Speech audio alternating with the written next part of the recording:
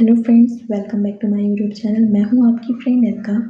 So friends, आज हमारा practice set का दूसरा क्लास है। इससे पहले मैंने हिंदी का प्रैक्टिस सेट करवाया हुआ है, जिसमें मैंने टॉप 20 क्वेश्चंस किए हुए हैं। और जिस किसी को भी इंग्लिश में अगर टीचिंग एप्टीट्यूड चाहिए तो आप मेरे प्लेलिस्ट में जाकर सर्च कीजिएगा, आपको टीचिंग एप्टीट्यूड इन इंग्लिश आपको मिल जाएंगे। ओके फ्रेंड्स, तो आगे बढ़ते हैं देरी ना करते हुए। और जिस किसी ने भी मेरे चैनल को सब्सक्राइब नहीं किया है तो प्लीज़ मेरे इस चैनल को सब्सक्राइब कर लीजिए और लाइक और शेयर कीजिए। चलिए फ्रेंड्स, आगे बढ़ते हैं क्वेश्चंस की ओर। क्वेश्चन नंबर 1, शिक्षा के प्रचार एवं प्रसार से ऑप्शंस आर लोकतंत्र मजबूत होता है, अंधविश्वास में कमी आती है, आर्थिक विकास की दर बढ़ती है एवं ये सभी। तो शिक्षा के प्रचार एवं प्रसार से तो सही आंसर होगा ये सभी। लोकतंत्र मजबूत होता है, अंधविश्वास में कमी आती है और आर्थिक विकास की दर बढ़ती है। क्वेश्चन नंबर 2, आप स्कूल के बाहर अपने किसी छात्र से किस प्रकार से व्यवहार करेंगे? ऑप्शंस आर अजनबी की तरह, उससे बात करना पसंद नहीं करेंगे, बहुत गंभीर होकर या मित्रों की तरह। तो बताइए फ्रेंड्स, आप अपने स्कोर कमेंट बॉक्स में ज़रूर बताइए कि आपके 20 में कितने सही आए। आप स्कूल के बाहर अपने किसी भी छात्र से किस तरह का व्यवहार करेंगे? तो बहुत गंभीर होकर। और फ्रेंड्स, शिक्षण क्या है? एक कौशल, एक कला, एक क्रिया मात्र और एक तपस्या। तो शिक्षण क्या है? शिक्षण एक कौशल है। कौशल इट मीन्स स्किल्स। जो हमारे पास एक स्किल्स होती है उसे कौशल कहा जाता है। तो शिक्षण एक कौशल है। क्वेश्चन नंबर 4, शिक्षा तभी सार्थक होगी जब पाठ्यक्रम केंद्रित हो, छात्र केंद्रित हो, रोजगार केंद्रित हो और समाज केंद्रित हो। शिक्षा तभी सार्थक होगी जब छात्र केंद्रित हो, छात्र फोकस्ड हो, अपनी पढ़ाई को लेकर वो फोकस्ड हो, तभी शिक्षा सार्थक होगी। क्वेश्चन नंबर 5, शिक्षण की समस्याओं को हल करने का दायित्व किसका है? प्रधानाचार्य का, शिक्षकों का, सरकार का या शिक्षाविदों का? तो शिक्षण की समस्याओं को हल करने का दायित्व किसका है? शिक्षण की समस्याओं को हल करने का दायित्व शिक्षकों का है। क्वेश्चन नंबर 6, शिक्षक की योग्यता एवं आचरण का सबसे अच्छा मूल्यांकन करते हैं उनके प्रधानाचार्य, उनके शिष्य, समाज के संभ्रांत लोग और विशेषज्ञ।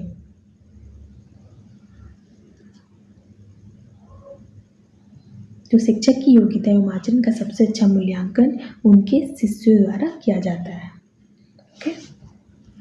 क्वेश्चन नंबर 7, आपके विचार में शिक्षा का उद्देश्य होना चाहिए? शिक्षा ग्रहण करने के बाद नौकरी, छात्रों की मानसिक योग्यता का विकास, छात्रों को साक्षर बनाना और बालकों का सर्वांगीण विकास। तो हमारे विचार से शिक्षा का उद्देश्य बालकों का सर्वांगीण विकास होना। सर्वांगीण मतलब ऑल राउंड, सभी तरफ से विकास होना। क्वेश्चन नंबर 8, पाठ्यक्रम निर्माण में किस बात को मुख्य रूप से ध्यान रखना चाहिए? शिक्षा के उद्देश्यों को, छात्राओं के आवश्यकताओं, रुचियों, योग्यताओं को, शिक्षण अनुसंधानों को, ए तथा बी दोनों। तो पाठ्यक्रम निर्माण में किस बात को मुख्य रूप से ध्यान देना चाहिए? शिक्षा के उद्देश्यों एवं छात्रों की आवश्यकताओं, रुचियों, योग्यताओं को। सही आंसर है ए और बी दोनों। क्वेश्चन नंबर 9, एक प्रधानाचार्य को होना चाहिए छात्रों के लिए प्रेरणादायक, अध्यापकों के लिए समानता का भाव रखने वाला, कुशल प्रबंधक और ये सभी। तो एक प्रधानाचार्य को होना चाहिए ये सभी। क्वेश्चन नंबर 10, आपके अनुसार शिक्षण की योजना पद्धति होनी चाहिए शिक्षक केंद्रित, प्रोजेक्ट केंद्रित, पाठ्य पुस्तक केंद्रित और बालक केंद्रित। तो बताइए फ्रेंड्स, हमारे अनुसार शिक्षण की योजना पद्धति बालक केंद्रित होनी चाहिए।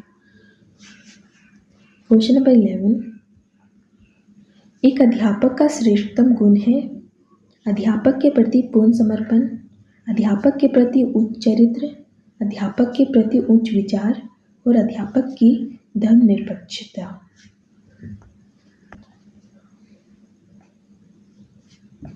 तो एक अध्यापक का श्रेष्ठतम गुण है अध्यापक के प्रति पूर्ण समर्पण।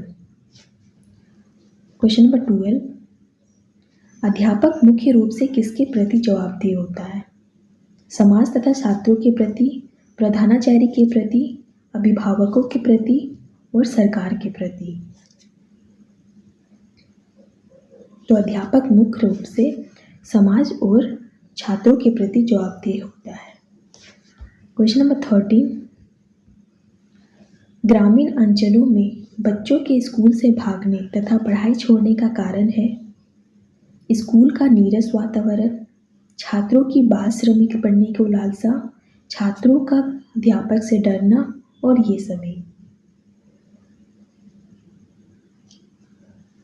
तो ग्रामीण अंचलों में बच्चों के स्कूल से भागने तथा पढ़ाई छोड़ने का कारण होता है स्कूल का नीरस वातावरण।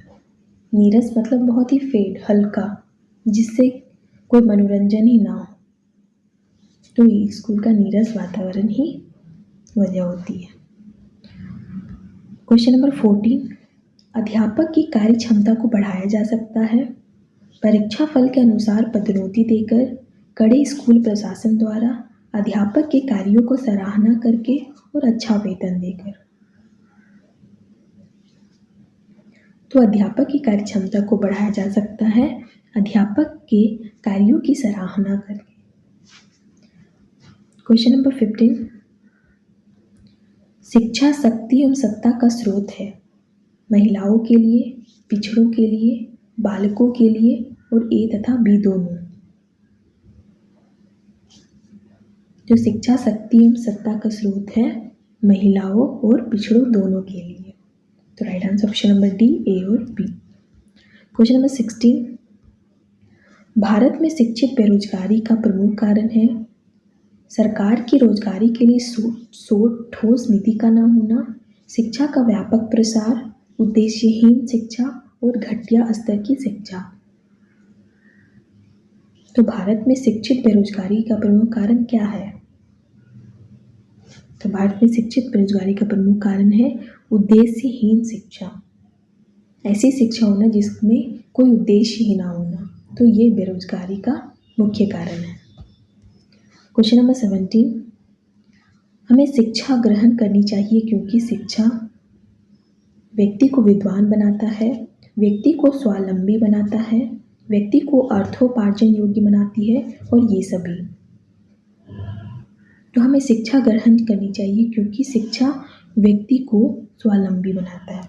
स्वावलंबी इट मीन्स सेल्फ सपोर्टिंग। वो व्यक्ति को सेल्फ सपोर्टिंग बनाता है, वो खुद के लिए सपोर्ट कर सके। क्वेश्चन नंबर 18, किस प्रकार का कक्षा नेतृत्व सबसे उत्तम माना गया है? प्रभुत्ववादी, सभी का मिला जुला रूप, लोकतांत्रिक और प्रयोजनवादी। तो लोकतांत्रिक कक्षा नेतृत्व सबसे उत्तम माना गया है। क्वेश्चन नंबर 19, अभिभावक मुलाकात दिवस की सबसे अधिक आवश्यकता पड़ती है प्राइमरी कक्षाओं में, माध्यमिक कक्षाओं में, सेकेंडरी कक्षाओं में और कॉलेजों में। तो जो पेरेंट्स मीटिंग होती है वो सबसे अधिक आवश्यकता पड़ती है प्राइमरी कक्षाओं में। जो प्राइमरी कक्षाओं के बच्चे होते हैं उनके लिए पेरेंट्स मीटिंग बहुत जरूरी होती है। Question number 20 and last question आज का, ग्रामीण क्षेत्रों के उत्थान का लक्ष्य होना चाहिए प्राइमरी एवं स्रोत शिक्षा का प्रसार, नगरीय सुख सुविधाओं का विस्तार, उच्च शिक्षा का प्रसार और ये सभी।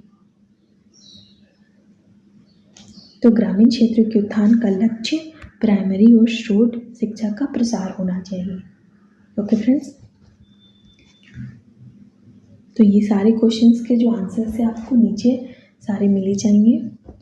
ओके फ्रेंड्स, तो चलिए फिर हम ये 20 क्वेश्चंस तो आज के कंप्लीट हो गए। और आपको किसी भी तरह का मेरी हेल्प चाहिए होगी तो आप मुझे कमेंट बॉक्स में बताइएगा, कि हेल्प ज़रूर करूँगी। आपके कोई भी क्वेश्चंस है तो आप मुझसे कमेंट बॉक्स में पूछ सकते हैं। तो चलिए फ्रेंड्स, फिर हम अगली वीडियो में और सारे इंपॉर्टेंट क्वेश्चन के साथ मिलेंगे। तो अगर आपको मेरी वीडियो अच्छी लगी तो प्लीज़ लाइक और शेयर कीजिए और सब्सक्राइब कर बेल आइकन पर क्लिक करके आने वाले सारे वीडियोज़ के लिए अपडेट रहें। ओके फ्रेंड्स, तो आप अपना ख्याल रखिए, अपने पेरेंट्स का ख्याल रखिए। Thank you.